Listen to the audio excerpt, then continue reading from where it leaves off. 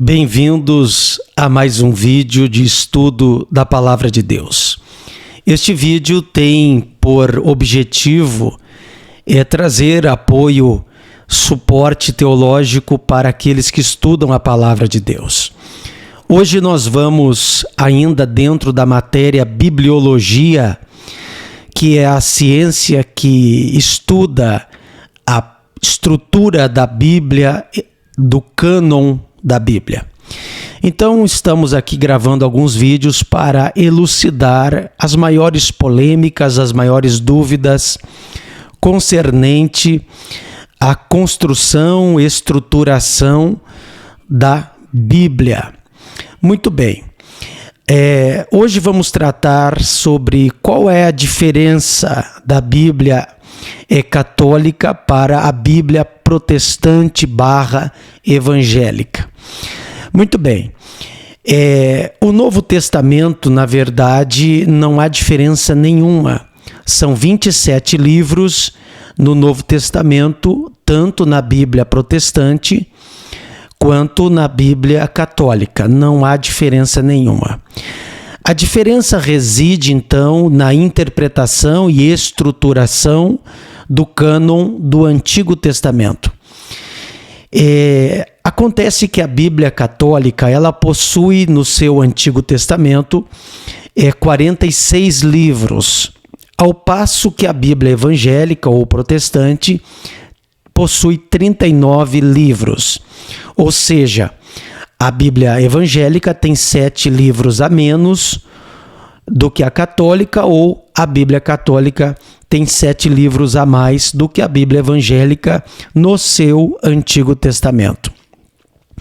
Estes livros são conhecidos como Tobias, Judite, Sabedoria, Baruque, Eclesiástico de Siraque, também 1 Macabeus, 2 Macabeus e pequenos acréscimos ao livro de Esther e acréscimos do livro de Daniel.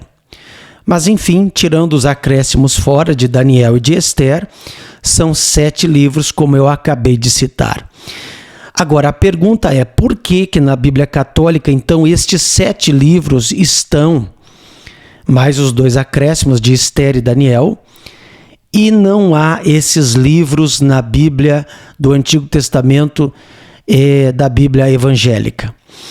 Bom, a diferença reside na Septuaginta. Para você ter ideia, a Septuaginta ela é a conhecida como a versão dos 70, quando um rei Ptolomeu Filadelfo, em Alexandria, no Egito, ele queria que tivesse em sua biblioteca a Bíblia grega, porque ela só existia no hebraico, mas como o mundo daquela época estava muito helenizado, falava-se muito grego, ele queria ter a Bíblia hebraica, porém na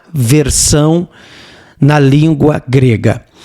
Narra-se que 70 rabinos em 70 dias, ou 72 em 72 dias, traduziram a Bíblia hebraica para o grego. Esta versão foi conhecida como a versão dos 70, cujo nome popularizou-se como Septuaginta. E nessa versão, na Septuaginta, estão incluídos tais livros que eu acabei de citar, ou seja, Tobias, Judite, Baruque, 1 e 2 Macabeus, Eclesiástico. Esses livros foram adicionados na versão grega chamada Septuaginta. Muito bem. Acontece que essa versão, a Septuaginta, ela popularizou-se no mundo da época, visto que a língua grega estava em alta. Acontece que essa versão, então, ela existiu ou foi construída 200 anos, 2 séculos antes de Cristo Jesus. Todavia, o cânon da Bíblia do Antigo Testamento, chamado cânon judaico, que se reuniram 100 anos depois de Cristo, eles começaram a criar critérios para a canonização dos livros da Bíblia. Dentre os critérios, eu vou citar 4 critérios que eles estabeleceram. O primeiro é que a Bíblia só poderia, no seu Antigo Testamento, claro que os judeus não creem no Novo, só creem no Antigo Testamento, que eles chamam de Tanar, que é a junção da Torá, dos Naviim e dos Ketuvim, ou seja, do Pentateuco, dos Salmos, e dos profetas e dos escritos, enfim. Os judeus estabeleceram 4 critérios. Primeiro critério: os livros da Bíblia só poderiam ser escritos em hebraico. Não aceitavam que fosse escrito em outro idioma, no caso aqui da Septuaginta, o grego. Então, primeiro critério: só poderiam ser escritos em hebraico. Segundo critério: eles somente aceitariam livros que fossem escritos dentro do território israelense, dentro da Terra Santa. Se for escrito fora da Terra Santa, eles não acreditariam. Terceiro critério: eles só aceitariam livros que fossem escritos até o exílio babilônico, em meados de 532 a.C. Como os livros tais que eu citei da Septuaginta, aqueles 7, Tobias, Judite, Sabedoria, Baruque, 1º e 2º Macabeus e Eclesiástico, eles foram escritos entre aqueles 400 anos, conhecido por anos de silêncio de Deus, que alguns dizem anos de silêncio, que foi entre Malaquias e Mateus, ali tem em torno de 400 anos de história. Esses livros foram escritos naquele período, ou seja, pós-exílio babilônico. Então, esse era o terceiro critério pelos quais os judeus não aceitariam que nenhum livro fosse escrito depois do exílio babilônico. Então, como esses livros que eu acabei de citar, esses 7, foram escritos pós-exílio ou entre aqueles anos de silêncio, então os judeus não aceitaram. E quarto critério, que os tais livros, ou qualquer livro da Bíblia do Antigo Testamento, teria que estar em conexão doutrinária com a Torá, o Pentateuco. Então esses eram os 4 critérios estabelecidos pelo cânon judaico. Muito bem. Agora acontece que em 30 de outubro de 1517, quando Martinho Lutero vai fazer a Reforma Protestante, ele aderiu ao cânon judaico e não aderiu ao cânon da Septuaginta. Por conta disso, por ele ter aderido ao cânon judaico, então, por sua vez, ele também não aceitou os 7 livros a mais que aparecem na Septuaginta grega, que é Tobias, que é Judite, Sabedoria, Baruque, Eclesiástico e 1º e 2º Macabeus, e acréscimos a Esther e a Daniel. Então, Martinho Lutero, repito, de novo, por ter aceito o cânon judaico e não ter aceito o cânon da Septuaginta, a Bíblia protestante não aparecerá tais livros que eu acabei de citar.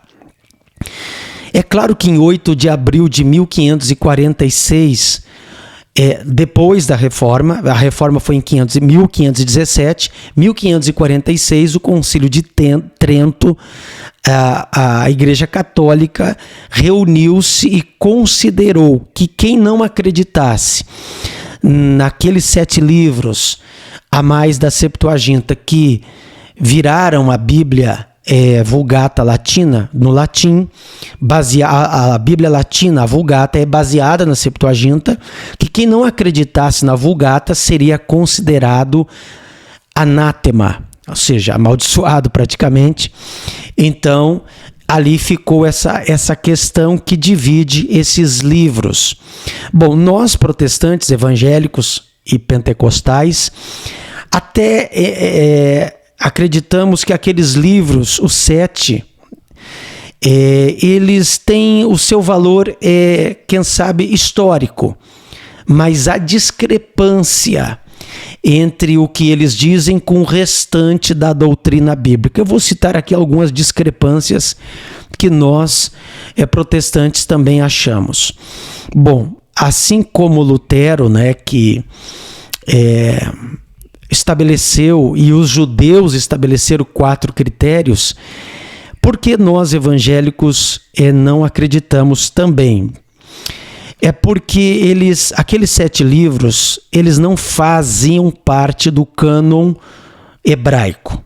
Então, como Lutero se baseou no cânon hebraico / judaico, então por isso que não acreditou naqueles livros ali da Septuaginta.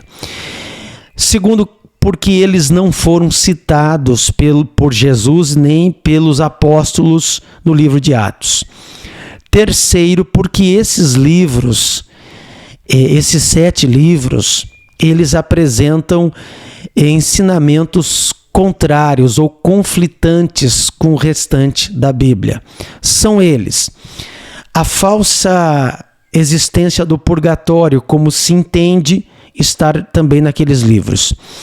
A oração, segundo critério, a oração pelos mortos que aparece em 2 Macabeus capítulo 12.